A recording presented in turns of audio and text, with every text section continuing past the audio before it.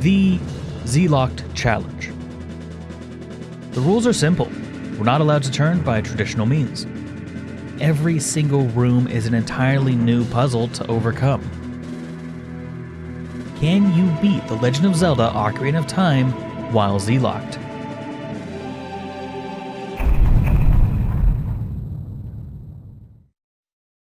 Hey there friendos, Newbornkilik here, welcoming you back to the Z-Locked Challenge. Now last time we defeated the most difficult boss so far, at least for the Z-Locked Challenge, Twinrova.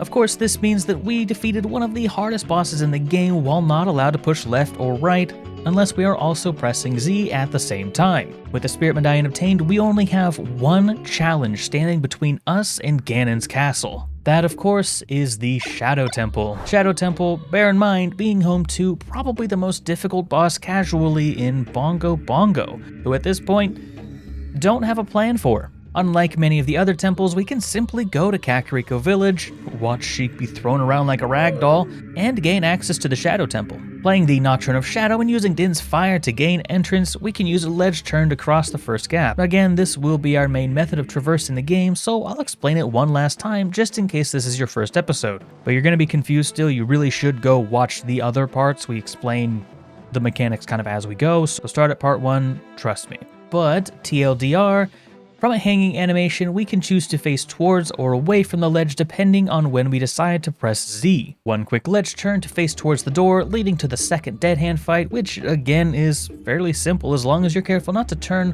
while wiggling free from his loving embrace, which is a situation that can be entirely avoided by using the Lens of Truth along with bombs to force him to attack. With our little feetsies placed in the hover boots, we're ready for the rest of the temple. Or at least what we're doing of the rest of the temple. You see, at this point, I was pretty burnt out on this challenge, but I still really wanted that win under my belt. This is when my now good friend Rico Vaz came in clutch with an interesting little exploit in the Shadow Temple. Seriously, huge shoutouts to Rico for this one. He helped out with the Bongo Bongo fight as well. Check him out on Twitch, he's super awesome. You see, through a series of pretty specific, but not rule-breaking, actions, in the room where you get a sneak peek of the boat, we can clip through the fence and skip a huge chunk of this temple. I really can't think of anything that would stop us necessarily in the temple proper, and at this point we had overcome so many things, I'm okay with skipping one of these temples. In future challenges, I might choose to omit this skip, but I'll leave it up to discretion at that point. A quick boat ride and a small maze to obtain the boss key, which honestly is relatively easy. All things considered, of course, we're still doing the Z-Lock challenge, so it's a nightmare, but not that bad of a nightmare at least. Heading into Bongo Bongo, I really had no plan for this. I knew this fight was going to be challenging. I mean, his hands just move all over the place, so accidental turns would happen quite frequently. And trust me, they did, which means that we had to restart the fight every time that happened. But as it turns out, Bongo Bongo is actually a complete joke. That is, if you know his true weakness. Now, while Bongo Bongo does love to throw these hands, quite literally in this case, they're actually very sensitive. I learned this about 30 seconds before the fight from, again, Rico Vaz. Thank you, shoutouts again. If you just stand in the middle and spin attack, there's very little he can actually do. I mean, yeah, he might hit you sometimes, but with Nehru's love, this fight is a complete joke. I swear I've tried hitting his hands before with the sword and it didn't work. I guess my personalized copy of this game is just a little bit more difficult than everyone else's. Unless you got the haunted one, that's probably pretty difficult. With the Shadow Medallion in hand, we can head to Ganon's castle. And that, my friends, is a story for, well, a couple seconds from now, actually. Because I needed to make time for this video's sponsor, bills that need to be paid. In all seriousness, chat, we do have some brand new merch over on Teespring. Link will be down in the description below. We have Dr. The Boy merch. Some of my best-selling merch so far, and then some standard Newbornkilik merch. Anything you could want, we probably got it. Anywho's, it's what? Back to Ganon's castle. We will start off with a shadow trial so that we can collect the golden gauntlets, but things in this area would prove to be quite difficult. This is the most difficult trial in Ganon's castle. The beginning puzzle requires a pretty specific angle. Luckily, this little section of ledge here gives us an acceptable angle to hit the torch with, and then we have just enough time to make it to the other side. Luckily, this is the second hardest part in the room. Only one more hard part to go. The hover boots would allow us to skip to the next platform. Unfortunately, finding the switch to spawn the chest with the gauntlets in it is pretty tricky, and we would fail this a handful of times, meaning we have to do the beginning part.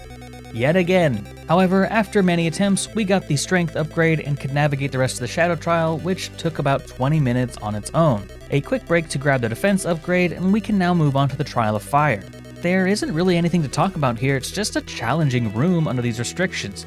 All the focus is on very obvious execution rather than figuring out exactly what you need to do. This is actually quite different from the rest of the game. Most of the game is figuring out what you need to do. I've kind of called these puzzles, and for good reason. This one, it's super obvious what you need to do. It's all about the execution. Moving on to the Spirit Trial, this could be a pretty big sticking point because of the room with all the suns, but if you recall that little quirk of the mirror shield where we accidentally hit the sun while doing a spin attack, this is when that would come into play. And while this area would seem to be very tricky, it really just came down to spamming movement options like spin attacks and backflips until we hit the right sun. The rest of the trials were all difficult in their own way, but at this point, nothing could stop us. We had overcome the entire game, every temple.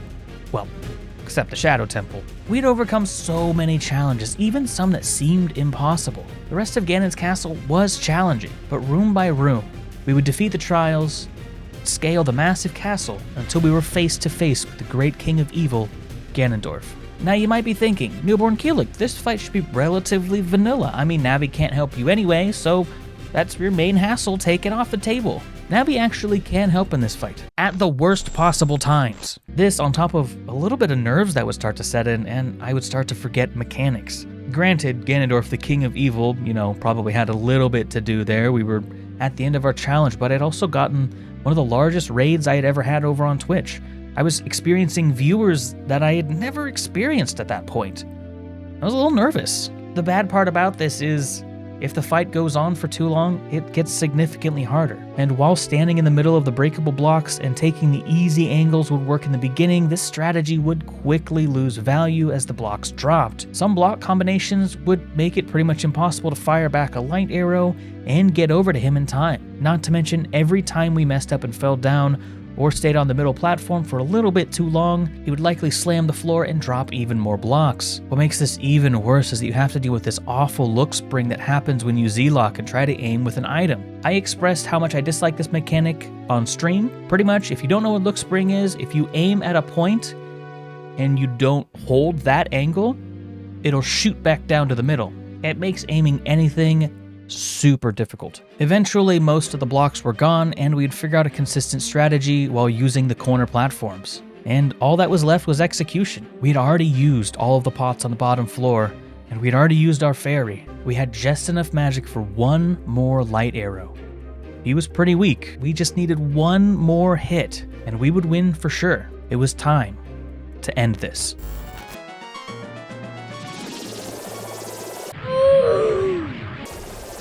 That's fucking heartbreaking.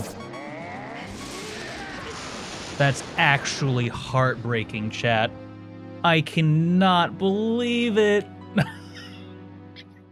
We had fought so hard, and in the end, we were killed by that god dang look spring. It was upsetting, but we could use this as a learning experience. After learning everything that we had during the first fight, the second fight, while not exactly trivial, was a success. But of course, we're far from the end, my friends. The castle escape sequence, it could be a massive sticking point. Just like the Megaton Hammer Room, this sequence exploits all of our critical weaknesses in this challenge, moving quickly in a circular motion and battling enemies all while on a timer and trying to avoid the rocks, which will make Zelda slow down. And Zelda's the one that's got to open the doors, which luckily that's true, because if we had to open the doors, we probably wouldn't be able to do this. It probably would be legitimately impossible, but as hard as this seems, our first try was nearly a victory, so I was assured that it was possible. And that was it.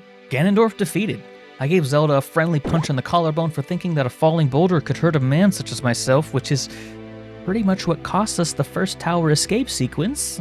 Not mad, by the way. But this was not the end. When that foul trickster Ganondorf had one more trick up his sleeve. He allowed Navi to help me. Honestly, the fight with Beast Ganon is actually pretty easy if you know the cheese. The hardest part was getting Navi to leave him alone long enough so that we could Z-lock properly. Remember that one of our goals here was to defeat all the bosses without Z-locking onto them, and given this was the final fight, I really wanted to make that happen. Not necessarily a requirement, but I knew this fight was going to be simple enough as it is, so we may as well give it a shot. Walk between his legs, attack his tail, rinse and repeat. Final confrontation would pretty much be a victory lap. We had done it. We beat the Legends of Zelda Ocarina of Time while Z-Lock and without Kojiro. Kojiro was a massive crutch in certain parts of the game. I mean, there were parts of the game that I didn't even think were possible without Kojiro, but we pulled through sheer determination. I would be lying if I said this challenge was always fun, and I certainly wouldn't recommend anyone try this. Overall, this challenge took around 21 hours of stream time to complete, making it my longest running challenge so far. There were plenty of rooms that were insanely difficult. As we've said, each new room is a completely new challenge to overcome. But yes, you can defeat The Legend of Zelda Ocarina of Time while Z-Locked. Thank you to my supporters. Thank you everyone for watching. I'm Newbornkilik, and I will see you in the next one. I'm out.